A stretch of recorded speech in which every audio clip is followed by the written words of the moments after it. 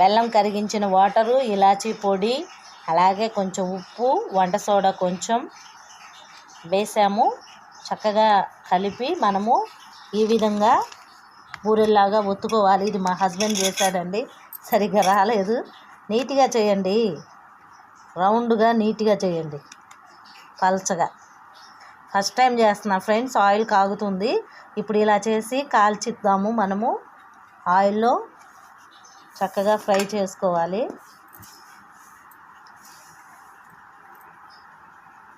Friends, సజ్జ బూరెలు ఆయిల్లో వేసాను, చిన్న మంట పెట్టాను. రెండు వైపులా చక్కగా కాల్చుకోవాలి.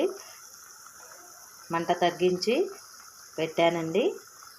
ఫస్ట్ టైం చేస్తున్నా ఫ్రెండ్స్, సజ్జ బూరెలు చేయాలని నాకు ఎప్పటి నుంచో కోరిక అన్నమాట. ఇంకా మా వారు వచ్చేసి ఈ విధంగా సహాయం చేస్తున్నారండి. చక్కగా రౌండ్గా షేప్గా చేస్తున్నారు. అవి ఆయిల్లో వేసి కాల్చుకోవటమే. సజ్జబూరెలు రెడీ అవుతాయి. రెడీ అయ్యాక చూపిస్తా ఫ్రెండ్స్ మీకు.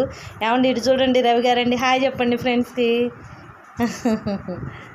మా హస్బెండ్కి ఎంతో ఇష్టమైన సజ్జబూరెలు అండి. నా చేత్తో నేను చేసి ఇస్తే తను ఆనందంగా తింటారు.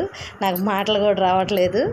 ఫ్రెండ్స్, ఎంతో టేస్టీగా ఉండే సజ్జ బూరెలు రెడీ అయ్యాయి. ఫస్ట్ టైం చేశాను. షేప్ అంతగా కుదరకపోయినా కానీ టేస్టీగా యమ్మీగా ఉన్నాయి. మా హస్బెండ్ ఇప్పుడే తిని టేస్ట్ చెప్తున్నారు. మీకు కూడా చూపిస్తాను ఫ్రెండ్స్. ఏమండి, టేస్ట్ చూసి చెప్పండి ఎలా ఉందనేది.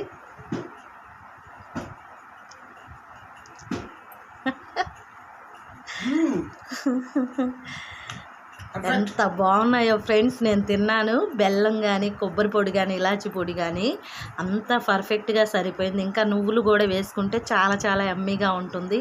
ఒకసారి మీరు కూడా ట్రై చేయండి ఇంట్లోనే సజ్జబూరెలు. నచ్చితే మాత్రం ఒక లైక్ చేయండి, షేర్ చేయండి, అలాగే సపోర్ట్ చేయండి ఫ్రెండ్స్.